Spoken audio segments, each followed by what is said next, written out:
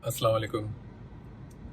आज की वीडियो का टॉपिक है जो स्पेशली न्यू बीज काफ़ी नए लोग आते हैं और क्योंकि इन्फॉर्मेशन बहुत ज़्यादा फ्लडेड है, बहुत ज़्यादा स्प्रेड आउट हुई भी है और लोगों को अक्सर नए लोगों को समझ में नहीं आता कि क्या होता है होलसेल या जो भी दूसरे मॉडल्स हैं, प्राइवेट लेबल हो गया, ड्रॉप शिपिंग हो गया। तो मैं इस वक्त एक चीज़ को लेके चलना चाहता हूँ जो होलसेल मेरा हमेशा से प्राइमरी फोकस रहा है और वो ये रहा है कि इसको जो है वो सॉरी तो इसमें जो है हम एक कुछ लेवल्स डिस्कस करेंगे, यानी कि कहाँ से शुरू होगा, कैसे कैसे आप क्या क्या चीज़ों से आप गुजरेंगे। तो उम्मीद है कि ये नए नए लोगों को ये काफ़ी ज़्यादा हेल्प करेगी ये चीज़। तो सबसे पहले क्या चीज़ है? स्किल्स। मैं कहता हूं स्किल्स के बारे में सोचें। अगर आपके पास सेलर आईडी नहीं है, आपके पास इन्वेस्टमेंट नहीं है, कोई बात नहीं, इन्वेस्टमेंट भी आ जाएगी, सेलर आईडी भी आ जाएगी। तो सबसे पहले इंपॉर्टेंट है स्किल्स। स्किल्स किस चीज की, क्या करने की स्किल्स आपको चाहिए? स्किल्स आपको चाहिए प्रोडक्ट रिसर्च की, प्रोडक्ट हंटिंग की, एनालिसिस की। और ये मुश्किल नहीं है। अमेजॉन के पेज पे जब आप जाते हैं किसी प्रोडक्ट के डिटेल पेज पे, उसमें आपको 2-3 टूल्स चाहिए। स्पेशली कीपा आपको चाहिए। कीपा पेड है और आपको उसकी जरूरत पड़ेगी। आप शेयरिंग में किसी के साथ खरीद सकते हैं। ग्रुप में लोग बेचते भी हैं, कुछ सर्विस प्रोवाइडर्स भी हैं जो एक मिनिमम फी के साथ बेचते हैं। वैसे खुद कीपा भी सस्ता है, I mean 15 euro per month है, तो इतना एक्सपेंसिव नहीं है। अगर आप सक्सेस कैम्प के या 1-on-1 के स्टूडेंट हैं तो आपको कीपा फ्री ऑफ कॉस्ट मिलता है ESP की तरफ से। तो ये तो हो गई एक बात। अब प्रोडक्ट डिटेल पेज के ऊपर आपके सारे तकरीबन एनालिसिस हो जाते हैं कि प्रोडक्ट कैसी है, क्या इसमें कितने सेलर्स बैठे हैं, प्रोडक्ट की वेबिलिटी क्या है, डिमेंशंस क्या है, वजन क्या है, वेट क्या है, वगैरह वगैरह वगैरह। ये हो गया प्रोडक्ट एनालिसिस। इसके बाद अगर आप रिवर्स सोर्सिंग के थ्रू काम कर रहे हैं, यानी कि रिवर्स सोर्सिंग एक मेथड है जिसमें हम पहले प्रोडक्ट निकालते हैं, फिर उसके ब्रांड से कांटेक्ट करते हैं और उससे अकाउंट्स बनाते हैं। तो ये इंपॉर्टेंट है, ब्रांड्स के साथ अकाउंट बनाना। इसमें आपको इंग्लिश प्रोफिशिएंसी चाहिए, स्पीकिंग आपकी स्किल्स अच्छी होनी चाहिए। अब ऐसे हमारे मुल्क में काफ़ी लोग हैं और जिनकी इंग्लिश लैंग्वेज अच्छी कोई खास नहीं है, वो यानी कि पढ़ लेते हैं, लिख लेते हैं, लेकिन शायद बात नहीं कर पाते, सुन नहीं पाते इतना सही तरीके से और उसके ऊपर बात नहीं कर पाते। तो इसमें कोई परेशानी वाली बात नहीं है। ग्रुप में ही, ESP के ग्रुप में ही बहुत सारे बेशुमार ऐसे क्वालिफाइड लोग मौजूद हैं जिनकी इंग्लिश बहुत अच्छी है। कोई भी आपके लिए कॉल्स कर देगा, यानी कि ब्रांड से डायरेक्ट कॉल करना। अच्छा, ईमेल करना है तो फिर तो आप खुद ही कर सकते हैं। और एज जैसा मैंने बताया कि सारा कंटेंट अवेलेबल है ग्रुप के अंदर भी और स्टूडेंट्स के लिए भी, कैसे ईमेल्स करनी है, क्या बात हम लिखते हैं, क्या स्क्रिप्ट्स हैं, थोड़ा सा उसको मॉडल ऑल्टर करते हैं और फिर हम उसे भेज देते हैं। लेकिन ईमेल से इतना अच्छा रिस्पांस नहीं आता, इसलिए कॉल्स प्रेफर मैं करता हूँ। कॉल्स करनी पड़ती हैं आपको। जब आप फोन पे बात करते हैं तो एक उसकी बात अलग होती है। तो ये हो गया ब्रांड्स के साथ अकाउंट्स बनाना। ये बहुत इंपॉर्टेंट है। अगर आपने ब्रांड्स के साथ अकाउंट बना लिए तो समझ लें वो आपका एक असेट है होलसेल के बिजनेस में। अब आप सोचें कि आप अगर 1-2 साल का आपने होलसेल का बिजनेस खड़ा कर लिया है, एक LLC आपकी बनी हुई है US में या UK में, लिमिटेड कंपनी है, और आपने इस कंपनी के बहाफ पे बहुत सारे ब्रांड्स अकाउंट बनाए। फॉर एग्जांपल आपके बड़े अच्छे ब्रांड के चलते हुए अकाउंट्स जो हैं वो मिल गए हैं आपको पूरे टर्म के अंदर, और उनसे आप बिजनेस कर रहे हैं। आप ऑलमोस्ट जो है वो 12-15 हजार, $20,000 नेट इनकम में निकाल रहे हैं। अब आप जब इसको फ्लिप करेंगे, किसी बड़े बायर को आप इसको बेचने जाएंगे, तो आप क्या एक्सपेक्ट करते हैं कि कितना पैसा आपको इसके जनरेट होगा? ये बिल्कुल फ्लिपेबल है, बिल्कुल। आप इसके लिए ऐसा नहीं है कि मैं कहूं कि जी एम्पायर फ्लिपर की वेबसाइट पे जाओ, वहां लिस्ट कर दो अपनी लिस्टिंग और बेच दो, बस दैट्स इट। तो फ्लिपा है। दूसरी बिजनेस ब्रोकरेज वेबसाइट्स हैं, एजेंट्स हैं, आपको सर्च करना पड़ेगा। मैंने होलसेल का बिजनेस नहीं बेचा, लेकिन मैंने इससे भी गए गुजरे बिजनेसेस बेचे हैं, इसलिए मैं इतना कॉन्फिडेंस के साथ कहता हूं कि जी ये फ्लिपेबल है। मैंने एक बहुत छोटा टिकटिंग सिस्टम बेच दिया उसको बिजनेस बना के। मैंने वर्डप्रेस की थीम बना के, वो भी आधी मुकम्मल, वो पूरा बिजनेस मैंने बेच दिया। थीम फॉरेस्ट के ऊपर वो बिक रही थी, प्रोग्रामिंग, उसके पीछे सपोर्ट, ये सब देना पड़ता है, इतने सारे झंझट थे। उस बिजनेस को मैंने प्रॉफिट में बेच दिया। मेरी स्टोरीज ऑलरेडी मैंने बहुत अर्से पहले ग्रुप्स में पोस्ट कर रखी हैं। तो हर बिजनेस फ्लिपेबल है, मैं ये कहता हूं। अच्छा बिजनेस चलाता हुआ प्रॉफिटेबल बिजनेस होगा तो वो फ्लिप हो जाएगा। कोई ना कोई बायर आपको उसका मिल जाएगा। अब आप ये कहें कि जी रेडी बायर नहीं है, तो रेडी बायर तो जी किसी का भी नहीं होता, बायर तो ढूंढना पड़ता है। हाँ, इसके लिए एक प्लेटफॉर्म बन गया है, जैसे प्राइवेट लेबल के लिए है, इसके लिए फ्लिपा है। तो उसके ऊपर ड्रॉप शिपिंग के स्टोर भी सेल हो जाते हैं, होलसेल के भी सेल हो जाएंगे आप।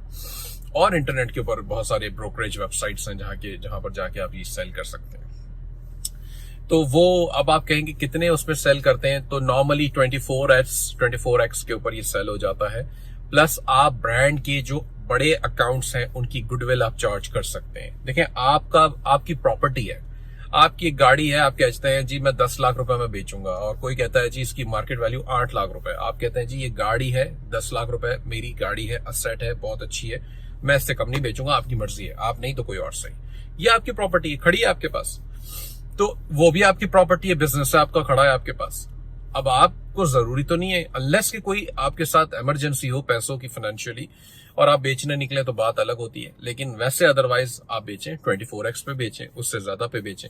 आप एसेट, ब्रांड के जो अकाउंट्स हैं उसको एसेट के तौर पे आप बेच सकते हैं। अगर बड़े अकाउंट्स हैं, अच्छे अकाउंट्स हैं, जो प्रॉफिट जिनसे जनरेट हो रहा है, तो आप उसको एसेट के तौर पे बेच सकते हैं। ये तो हो गई फ्लिपिंग वाली बात। तो अब दूसरी बात इसके अंदर हमारे सामने है कि प्रोडक्ट्स जब आप निकाल लेंगे फिर क्या। तो अगर आप अप्रूवल चाहते हैं, ईएसपी के स्टूडेंट्स को नॉर्मली ये ऑप्शन होता है उनके पास कि वो प्रोडक्ट्स ईएसपी से अप्रूव करवा सकते हैं। मेरी जो टीम है वो रिव्यू करती है प्रोडक्ट्स को और अप्रूवल या रिजेक्शन देती है, उसके बिहाफ पे आपको पता चल जाता है कि अच्छा जी ये प्रोडक्ट अच्छी है, बुरी है। तो ऑफकोर्स स्टूडेंट होना लाजमी है। हम अनफॉर्चुनेटली इतनी बड़ी टीम नहीं है कि मैं जनरल फ्री ऑफ कॉस्ट या ग्रुप के अंदर हर किसी को ये ऑप्शन देना शुरू कर दूं, तो ये है। अच्छा, अब जो ब्रांड्स, अकाउंट्स और या डिस्ट्रीब्यूटर्स लीड्स आप निकाल रहे हैं, ये आपको जब आप निकालते हैं तो ऐसा अक्सर लोग इसमें फंस जाते हैं कि इसमें भी एक छोटा सा ट्रैप है कि मैंने 4-5 ब्रांड्स निकाल लिए, एक निकाली, अच्छा जी अच्छा है, मैं एक्साइटेड हो गया जी, मजा आ गया, अब इससे कांटेक्ट करो। उसको मैंने कांटेक्ट कर लिया, वो ब्रांड को मैंने ईमेल कर दी कि मुझे अकाउंट चाहिए, रिटर्न रिप्लाई आया जी माजरत हम तो अमेजोन सेलर को अलाउ नहीं करते, या हम तो नए सेलर्स की जरूरत ही नहीं है हमें। आपका मोरल डाउन हो जाता है, आप कहते हैं ये क्या बात हुई, मैंने कांटेक्ट किया, मुझे मना कर दिया। तो जी ऐसा होता है, ये नॉर्मल है, इट्स कॉमन। तो इसका तरीका क्या है? इसका तरीका ये है कि आपको हंड्रेड्स की तादाद में ब्रांड्स और कॉन्टैक्ट्स, लीड्स निकालनी पड़ती हैं। डिस्ट्रीब्यूटर्स के साथ अगर काम करें तो हंड्रेड्स की तादाद में एग्रेसिव जाना पड़ता है।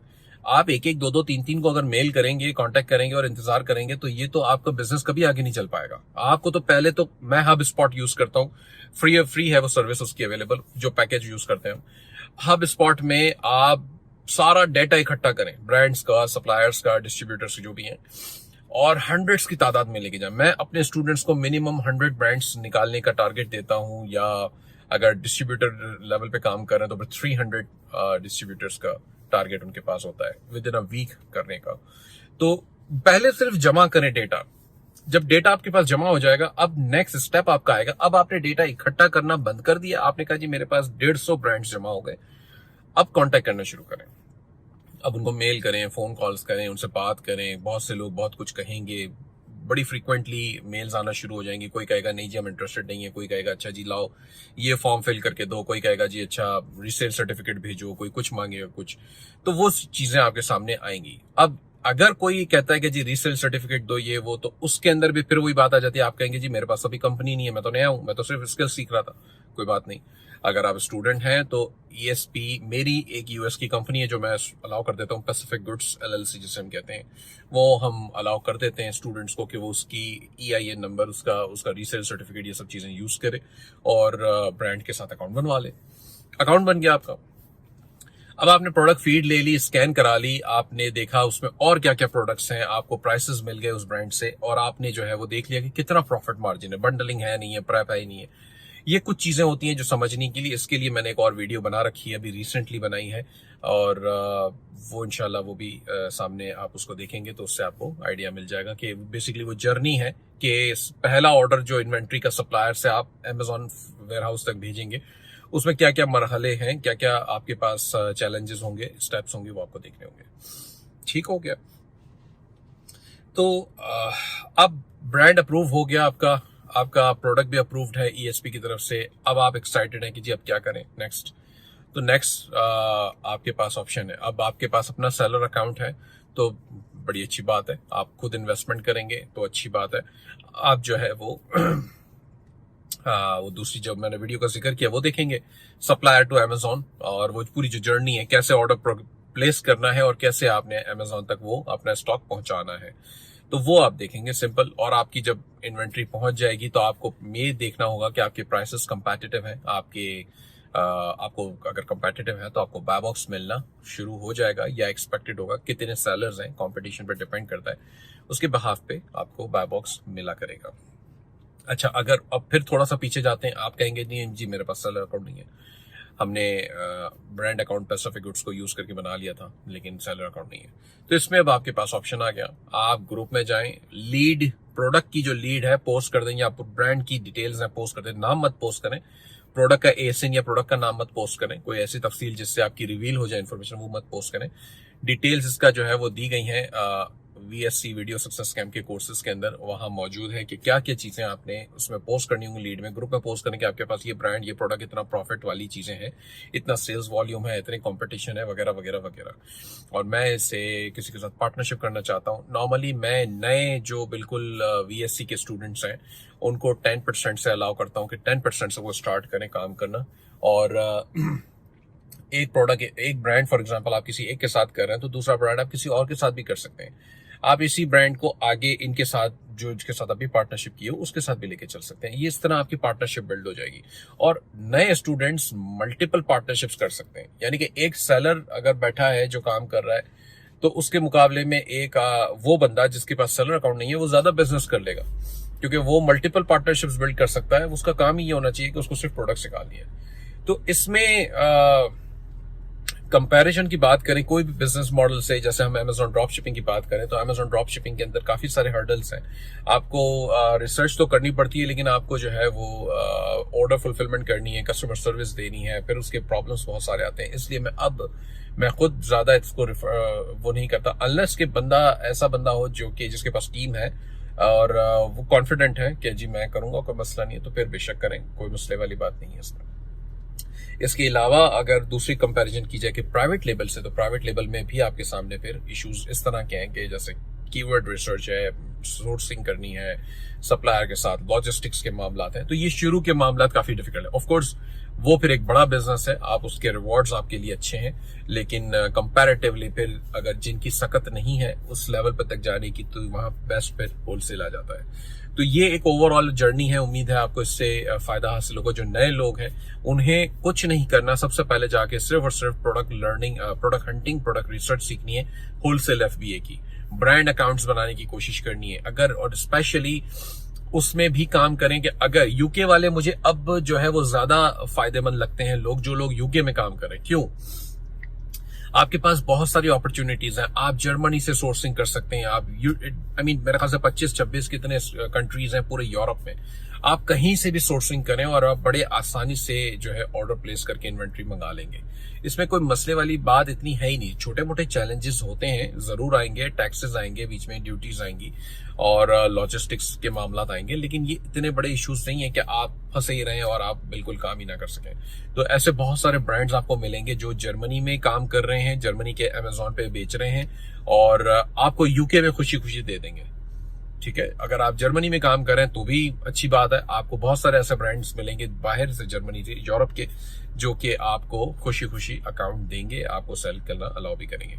यूएस में कनाडा है, मैक्सिको है, ब्राजील है, इस तरह यूएस के अलावा मतलब उसके साथ बाकी यूके से भी आप शिप करवा सकते हैं यूएस, को इतना बड़ा मसला नहीं है। शिपिंग कॉस्ट ज्यादा लगती है, वो आपको अपनी कैलकुलेशन देखनी पड़ेगी, जो आप शिप करेंगे जो भी स्टॉक आपका यूएस से यूके या यूके से यूएस या जो भी कंट्रीज हैं बीच में, तो आपको ये चीजें थोड़ी सी कैलकुलेट करनी पड़ती हैं। अलबत्ता काम बहुत अच्छा होता है, हम खुद कर रहे हैं और प्रॉफिट्स भी आपको बहुत अच्छे मिलते हैं इसमें इंशाल्लाह। थैंक यू, अस्सलाम वालेकुम।